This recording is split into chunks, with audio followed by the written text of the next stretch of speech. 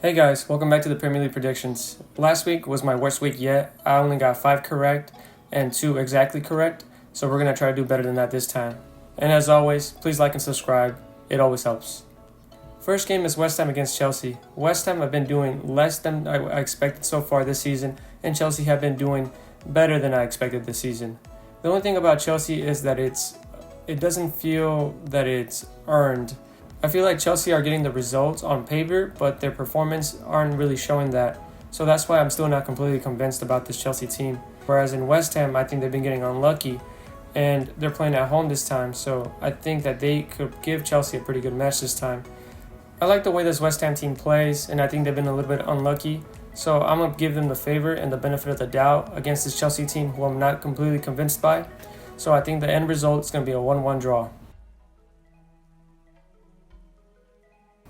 Next game is Aston Villa against Wolves. Aston Villa has been one of the better teams in the season, but again, it's a little bit like the Chelsea thing, where their football isn't completely great. It's a little lackluster, but they're still getting the results. They're finishing the game out the way they should. I do believe that their win in the Champions League is going to give them big favors with momentum and confidence coming back into the Premier League, and I think they'll ultimately do good against this Wolves team. And on the other hand, this Wolves team hasn't been doing good. They've been struggling a lot. They're at the bottom of the table, or at least near the bottom of the table, and I just don't think that they're going to be able to do it away at Villa Park. So I'm predicting a 2-1 win to Aston Villa. Third game is Fulham against Newcastle. Again, it's another one of these teams where they're just not doing great, they're not playing good, but they're getting these results, and I'm talking about Newcastle. Newcastle, I feel like even a lot of their own fans could share this opinion where they're getting a bit lucky. They're not exactly playing to what they are capable of, but I guess they wouldn't really care with the results they have and being third in the Premier League at the moment. So I think they're pretty happy with where they are, but I think they need to, as a team, get better, start playing cohesiveness. And then on this Fulham side, I think I like this team. They've been getting a lot of low-scoring games, but they are tough and they are a tenacious team. And I do like what this team is about, but I just feel like it's going to be another one of those games where Newcastle manages to clinch at the very end. So I'm going to give this in favor of Newcastle, and I'm going to say that they're going to win 2-1. Fourth game, Tottenham against Brentford. This Tottenham side has been very poor. Even their fans, I saw a lot of abuse was going towards Johnson, and I don't think that's okay, but a lot of the fans are frustrated with what they've been seeing from their team. Frustration is understandable, but they shouldn't be taking it out on the players. Even Ange just seems to be a little bit hot-headed, like during that interview session that he had. He was a little rude to the interviewer, but I get it. Things get tense and they get frustrated, so we'll just let them be, and hopefully their performances start getting better. I think this Tottenham side's going to struggle to score on this Brentford team. Even Manchester City only managed to score 2 goals on them. So I think this Brentford team is going to be a tough team for them to get goals on, and I think it's going to be another frustrating game for Tottenham, and I think they're going to end up with a draw. I think the game's going to end 1-1. Next game is Leicester against Everton.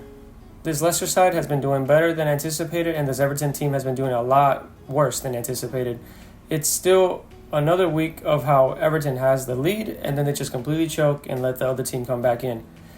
It's happened twice, and hopefully it doesn't happen a third time. But these Everton games are interesting, entertaining, because who doesn't like to see a comeback? Who doesn't like to see a high-scoring game? But I don't think this game will go that way. I think it's going to be on the low-scoring side, but I do ultimately think that Everton is going to be frustrated yet again. Leicester's at home, Everton's away, and regardless of where they're playing at, they're scoring goals, but they're not coming out with wins. So I think they'll try to stay up and not concede any late winning goals. While on the other hand, Leicester's going to try hard to win at home. And I think these two factors are going to end up contradicting one another, and the game's going to end in a 2-2 draw. Next game is Liverpool against Bournemouth. I think this game will be pretty entertaining from a neutral standpoint. I think Liverpool being at home is going to be a big benefit to them.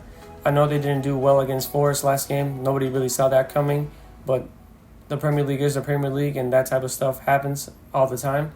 So I don't think it'll happen again. I think Liverpool will learn from their mistakes, not to underestimate their opponent. I think Slot's going to over time he's going to start getting adjusted to the Premier League and seeing that no team is an easy game. I think this Bournemouth team is going to, be able to get one goal in, but they won't be able to come out with a win or a draw. And I think this Liverpool team just has too many weapons on their disposal, and the game's probably going to end up being 3-1. Next game is Crystal Palace against Manchester United. United completely dominated Barnsley in the Carabao Cup, and I think there's going to be a big momentum switch and a big momentum gainer for United in the season going forward. I know it's the Carabao Cup and not a lot of teams rate this competition or try too hard to stay in it. I do think Ten Hag's going to gain some confidence from this game on a managerial standpoint, and I think the players will too. Rashford looks like he's picking up form finally. Ugarte looks like he can come in and take over that Casemiro role because Casemiro desperately needs some time on the bench. I think this Crystal Palace team has been struggling a bit. They haven't been as good as I thought they would be. A lot of people had a lot of hopes for this team based on how they finished last season, but it just hasn't turned out that way so far this season. So with the way both teams have been playing recently, I think that United is going to take the win and they're going to end up winning 2-1. Second and last game is Brighton against Forest, and now I think we're going to start having to put some respect on Forest's name. They've been doing really well, and not enough people have been giving them credit. I think Forest is like not full of superstars, but they're playing really well, and they're seeing games out, and they're winning games. They're beating Liverpool, and that's just impressive to see from this Forest side. And on the other hand, Brighton has been doing pretty well. They're near the top of the league. They've performed well. They have good goals. They have good players. And I think this game will be pretty entertaining to watch. I think there will be a lot of chances, but I don't think it will be high scoring. I think both teams are going to be, they're going to be good opposites to each other, and I think the game will end up being 1-1. And finally, the last game, the most hyped up game, is going to be Manchester City against Arsenal. I think this is going to be a big game in deciding who ends up winning the Premier League. I know it's very early in the season, but if City starts taking too many points off of other teams that are in contention for the Premier League, it's only going to be in City's hands if they win the league at that point. And ultimately, I don't think Arsenal is going to have enough to beat the City team.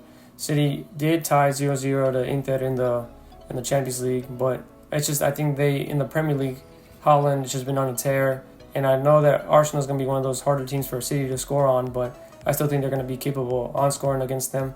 We're still not exactly sure how this Arsenal team is going to do after the Champions League game against Atalanta. Maybe their momentum has fallen off a little bit. They're not on a high horse as much. And I think this will be a very entertaining match.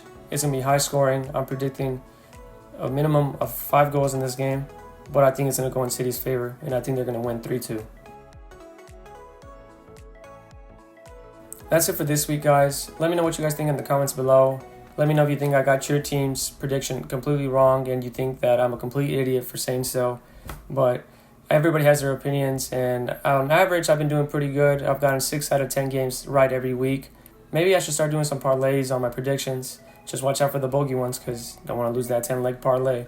But anyway, jokes aside, I think that's it for this video. Let me know what you guys think, and I'll see you guys next time. Bye.